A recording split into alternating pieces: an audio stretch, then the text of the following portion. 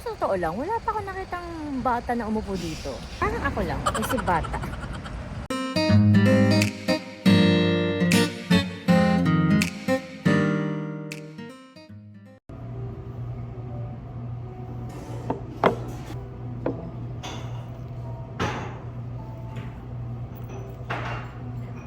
Ang gulo ng buko.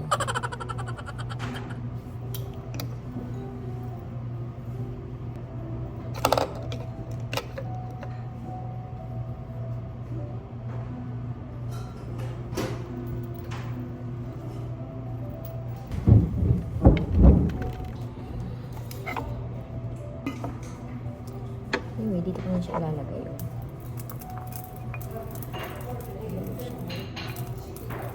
Dudungugin yung sesame seed. Mahina yung boses ko kasi nandito ako sa di ba, resto. Wala masyadong tao. Baka magtaka sila, mag-isa lang ako tapos nagsasalita ako, di ba?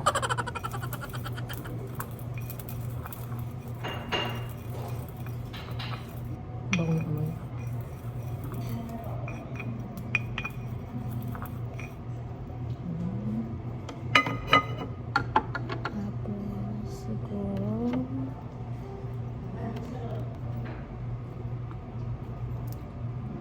Para sa vegetable salad, cabbage. Ano ba naman yun?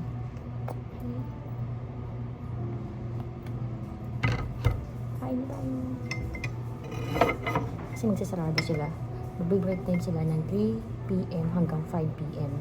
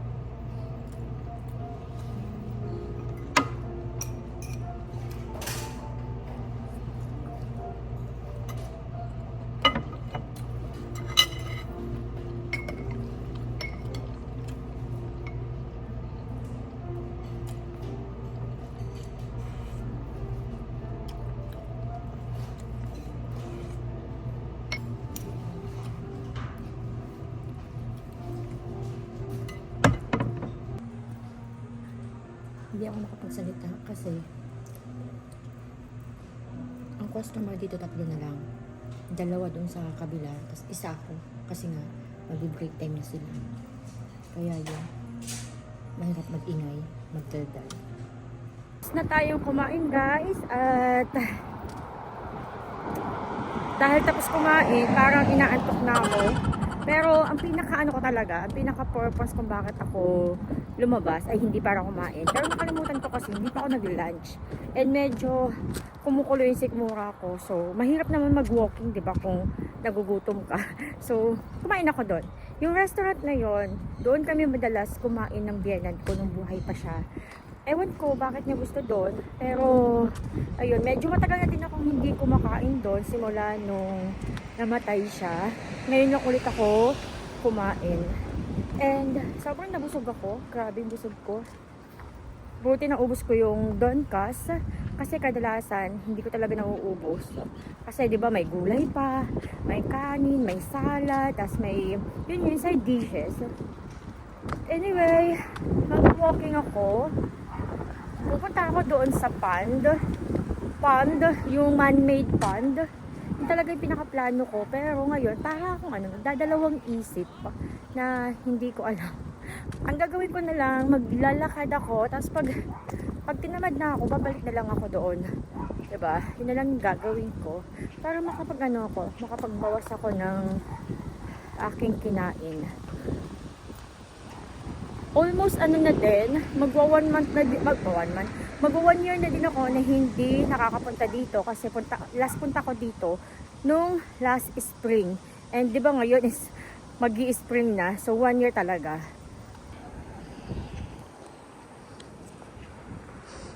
Yan, mga cherry blossom yan. Sa mga matagal nang naka-follow sa akin, madalas ako talagang dumadaan dito. Yan, cherry blossom din. Madalas din ako galing, oh. Yung sa may nakasulat doon, ayan. Tapos may hagdanan. Diyan ako galing. Tapos, doon. Tapos, lakad pa ganun. Diretso lang yan. Papunta na yan agad sa pond. Maganda yung weather ngayon. Tignan mo, oh. Blue. Na blue yung langit. Tignan mo, oh. Tignan nyo, oh, pala. Hindi lang pala iisa yung aking viewers. Madami kayo. Siyempre, i-claim na natin yan. Madami kayo dyan. Kahapon ay talaga namang maulan. Sobrang nakaka-down. Alam mo yung feeling na ang lamig na nga, tapos umuulan pa. Diba kasi pag umuulan, siyempre, makulimlim yan. Yung langit. Kaya medyo parang nakaka-down ng pakaramdam. So, lumabas din ako kahapon, pero hanggang ano lang ako, hanggang sa may fast food lang ako nung mom's touch. Kasi matagal na rin ako nagkikrave nun. And, feeling ko talaga yung mom's touch dito sa amin. Baka ano, magsarado na yan. Kasi parang, madalas magpupunta ako din lagi sarado.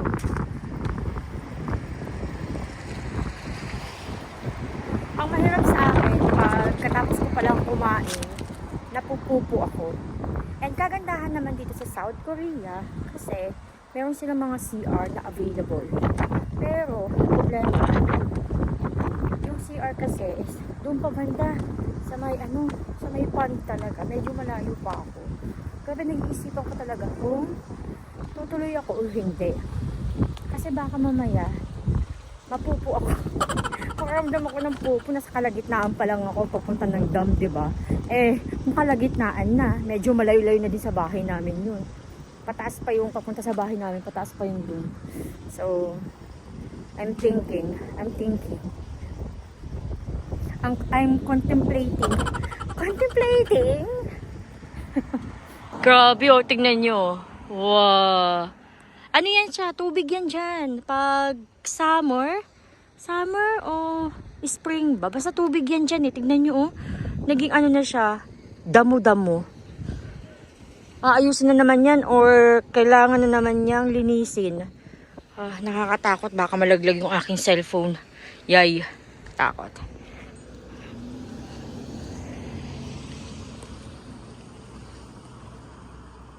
Ito niyo yung harang na yan. Ayan na, harang. Parang gate, diba?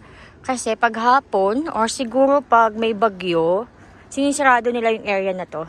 Kasi minsan, di ba, yung tubig hindi natin alam kung kailan tataas. And nagkaroon sila ng ganyan. Kahit dun sa isa nilalakaran ko na, yung mahabang part din siya. Bawat entry doon, entrance pala, hindi entry. Bawat entrance doon, nilagyan na nila ng yung parang harang. Kasi nga, last time, parang may namatay doon na matanda. Parang may, hindi naman talaga doon, pero may namatay na matanda na naabutan ng, parang ng baha. Ganon. So, hinarangan nila para safe. Grabe, ang linaw ng tubig dito. Oh, ang linaw. Malinaw ang tubig, pero makikita mo dito, ay nakikita ko, siya, madami siyang mga lumot-lumot. Ganda, oh. Pero yung mga bata, lalo na pag summer, di ba, sobrang init dito. Kung naglalaro sila sa mga ganyan, nanghuhuli sila ng mga isda kasi may mga naliligaw na isda. Pero maliliit lang naman yung isda. Oh, I think sarado na yung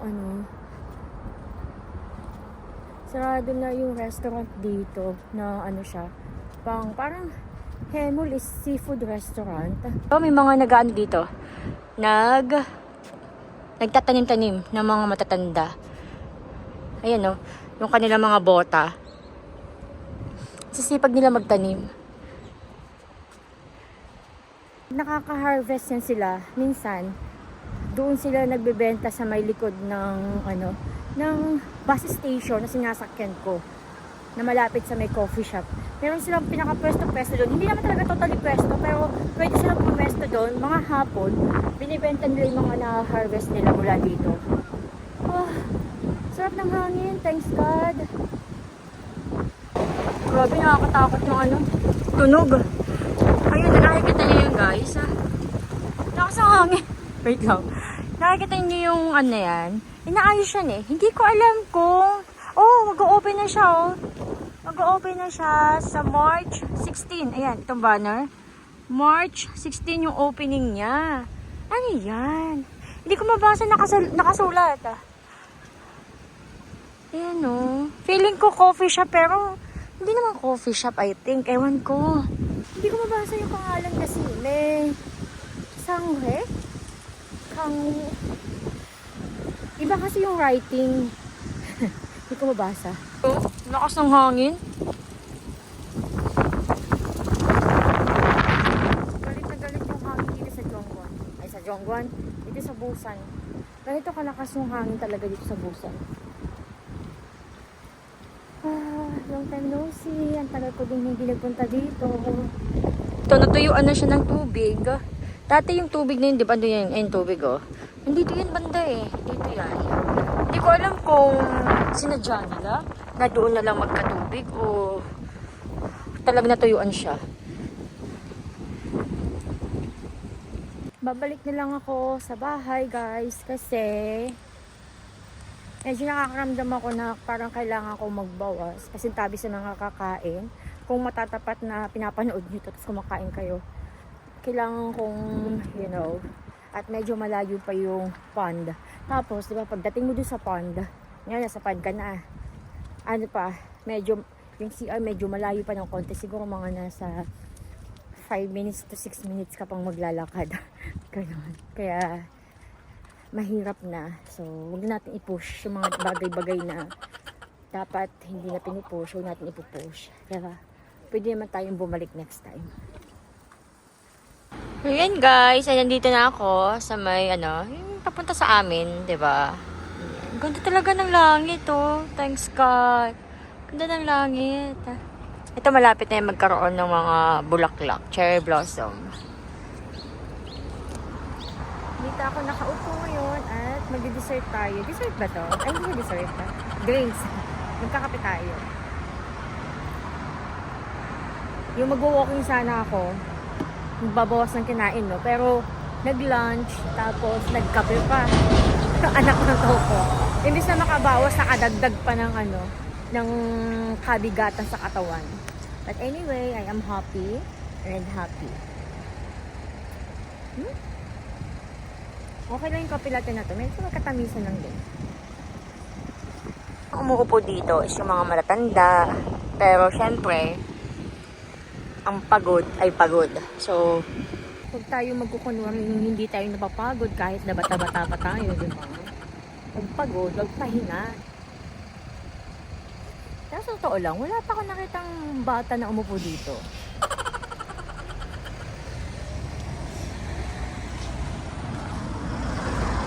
Parang ako lang, si bata. Gulo-gulo ng buhok ko. Masyadong ano to. Masyadong malaki tong ipit na to para sa ano ko, sa buhok ko. Nagbabagsakan siya. Ito ay binigay ito sa akin ng asawa ng pinsan ni Mr. Dax. Pero yung pinsan ni Mr. Dax ay patay na. So, pero ano, yung kasama kong kumain ng ano, ng noodle fighter, hindi, ng buffet. Tapos kada chusok, pag chusok, pumupunta talaga kami doon, bumubisita kami doon sa bahay nung asawa ng pinsan ni Mr. Dax. Kahit na patay na yung pinakapinsan talaga ni Mr. Dax, tapos asawa na lang yung natitira. Kasi dito sa South Korea parang hindi naman, minsan ano parang hindi lahat na magkakamag-anak is nagkikita-kita. Depende kung sino yung close, ganyan. And yung pinsan na yun ni Mr. Dax ay anak siya ng kapatid ni Omonim. And yung kapatid ni Omonim, sobrang dami nang naitulong nun sa asawa ko nung mga bata-bata pa sila. Nung mga bata pa sila, kasi tatlo sila magkakapatid, di ba? Tapos yung stepfather. Yung father-in-law ko, maaga siyang namatay. Tapos bata pa sila Mr. Dax noon, tsaka yung mga kapatid niya kasi siya yung panganay, di ba? And yung kapatid ni Omonim, yun nga, yung patay na yung kapatid ni Omonin. Yung isang kapatid din na babae ni Omonin, yun yung tumutulong talaga kay Omonin. Yung mga bata pa sila Mr. Dax, sumusuporta talaga. Hindi ko alam kung anong klaseng suporta, pero sabi ni Mr. Dax, talagang sumuporta sa kanila yung tita niya na yun. So ngayon, yung tita niya is namatay na kasi matanda na din eh. Nauna yung mamatay sa Omonin ko. Namatay na siya, pero yung mga anak ba, sabi niya, gusto niya parang mag payback sa lahat ng tinulong ng tita niya. So ngayon, kahit yung pinsan din niya na anak ng tita niya is namatay, patay na din, bata pa namatay. Ano lang ako noon, parang kakadating ko lang dito sa South Korea, no, dito sa Busan, namatay yung pinsan niya. And pumunta pa nga ako sa Lamay, no, nakilamay ako. And ayun, sabi niya, itong mga natitirang asawa ng pinsan niya, at saka mga anak ng pinsan niya, parang pamangkin na ganyan, susuportahan din daw niya. Kaya lagi kami pupunta doon. Yun yung pinaka-isa sa mga close relatives ni Mr. Dax.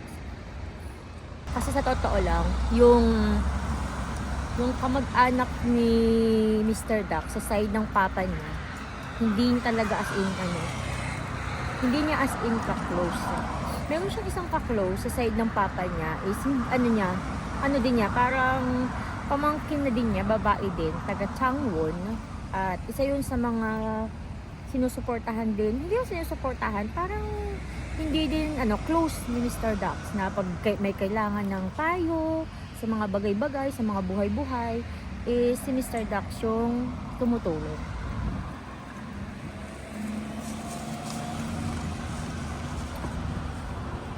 Hindi masyadong close si Mr. Dax doon sa mga relatives niya sa side ng papa niya kasi nung namatay yung papa ni Mr. Dax, kasi bata pa namatay stomach cancer, at talagang sobrang naghirap yun siya sa sakit niya kasi 'di ba dati pa medyo mahirap-hirap pa yung South Korea noon, at saka yung about sa cancer, 'di ba, mahirap magamot yun. Talagang nakita ni Mr. Dax at ng mama din niya na yung papa daw niya talagang ilang beses nag-try magkitil ng kanyang buhay kasi nga sobrang sakit na nararamdaman. And